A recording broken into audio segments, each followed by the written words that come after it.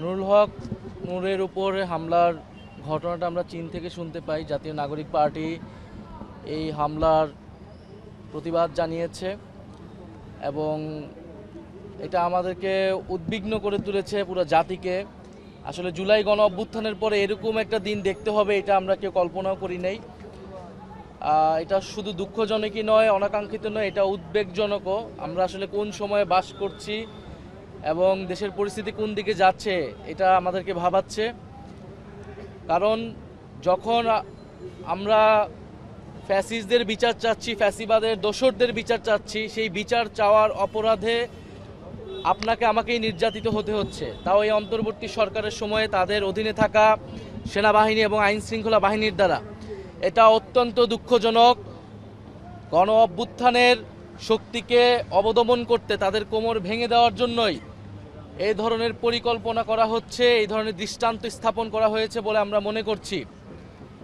এবং নুরুল হক নূরকে যেভাবে আঘাত করা হয়েছে, আপনারা জানেন যে তাদের পার্টি অফিসের সামনে, কার্যালয়ের নিচে তারা সংবাদ সম্মেলনের প্রস্তুতি নিচ্ছিল। সেই জায়গা থেকে একটা ঘটনার প্রেক্ষিতে তিনি পরিস্থিতি নিয়ন্ত্রণের জন্য সেখানে গিয়েছিলেন এবং এটা তাদের রাজনৈতিক অধিকার, গণতান্ত্রিক অধিকার, যে কারো বিরুদ্ধে গণতান্ত্রিকভাবে কথা বলা এবং ফ্যাসিবাদের দোসরদের বিচার চাওয়া।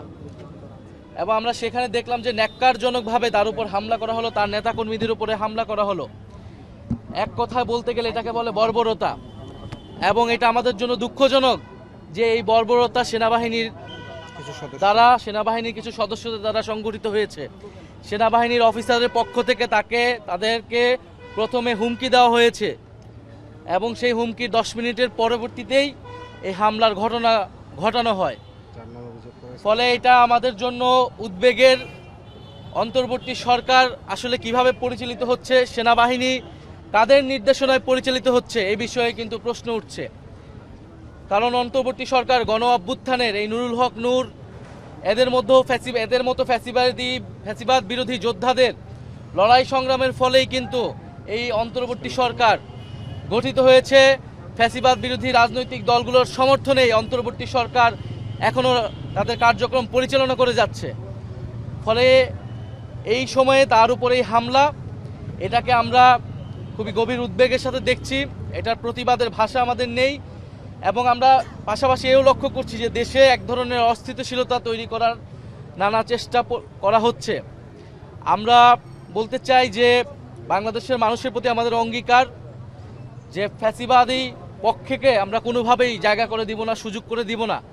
সেটা জাতীয় পার্টির নামে আসুক, যেই নামে আসুক না কেন, এবং বাংলাদেশের যেই শক্তি তাদেরকে সহযোগিতা করবে, তাদেরকে জনগণের বিরুদ্ধে দাঁড়াতে হবে।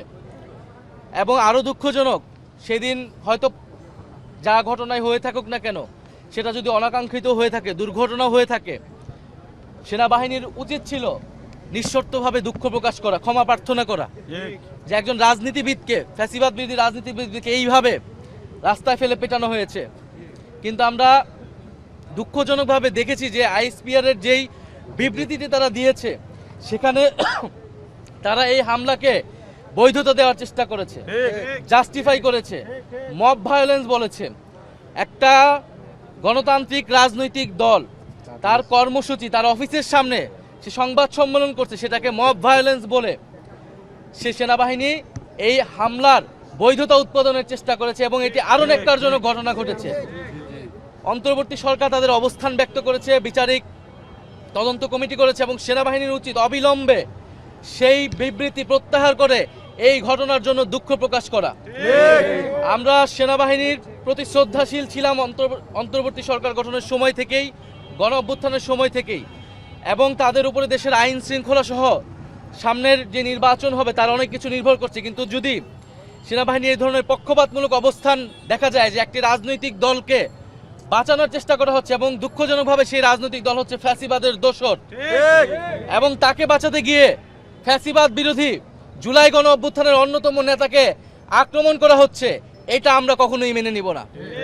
ফলে আমরা আশা করব যে সেনাবাহিনী তাদের এই অবস্থান পুনর্মূল্যায়ন করবে এবং তাদের এই হামলার জন্য, তাদের এই ঘটনার জন্য এবং দুঃখ প্রকাশ করবে এবং ভবিষ্যতে এই ধরনের ঘটনা ঘটবে না সেই নিশ্চয়তা বাংলাদেশের জনগণকে দিবে, বাংলাদেশের রাজনৈতিক দলগুলোকে দিবে।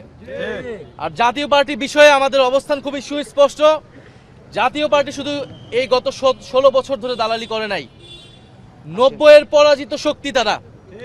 90-এর গণ অভ্যুত্থানে বাংলাদেশের ছাত্র জনতা রক্ত দিয়ে এরশাদের পতন ঘটিয়েছিল, কিন্তু সেই সময় রাজনৈতিক দলগুলো আপোষ করেছিল, ফলে ত্রিদলীয় জোটের রূপরেখা ব্যর্থ হয়েছিল এবং এরশাদকে আবার পুনর্বাসনের জায়গা করে দিয়ে যেই ভুল রাজনৈতিক দলগুলো করেছিল, বাংলাদেশের জনগণের সাথে যেই বেইমানি তারা করেছিল, 24-এর গণ অভ্যুত্থানের পরে আমরা সেই সুযোগ দিব না।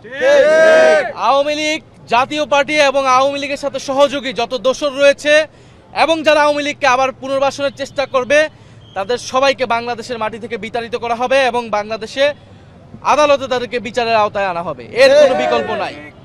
ফলে আমরা আশা করব দেশ যাতে অস্থিতিশীলতার জায়গায় না যায়, আমরা সবাই ঐক্যবদ্ধ থাকবো, বাংলাদেশের সংস্কারও হবে, নির্বাচন হবে, নতুন সংবিধান হবে। এটা জনগণের প্রতি আমাদের প্রতিশ্রুতি। সকল রাজনৈতিক দলের প্রতি আমাদের আহ্বান থাকবে যে আপনারা দেশের এই পরিস্থিতিতে ঐক্যবদ্ধ থাকুন, এমন কোনো শক্তিকে সহায়তা করবেন না, সমর্থন দিবেন না যারা বাংলাদেশের গণতন্ত্রের জন্য হুমকি স্বরূপ।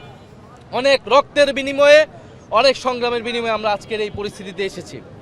আমরা নুরুল হক নূরের সুস্থতা কামনা করি এবং এই ঘটনার সুষ্ঠু তদন্তর মাধ্যমে বিচার হবে, এটা আমরা প্রত্যাশা করছি। ধন্যবাদ সবাইকে। ধন্যবাদ ভাই।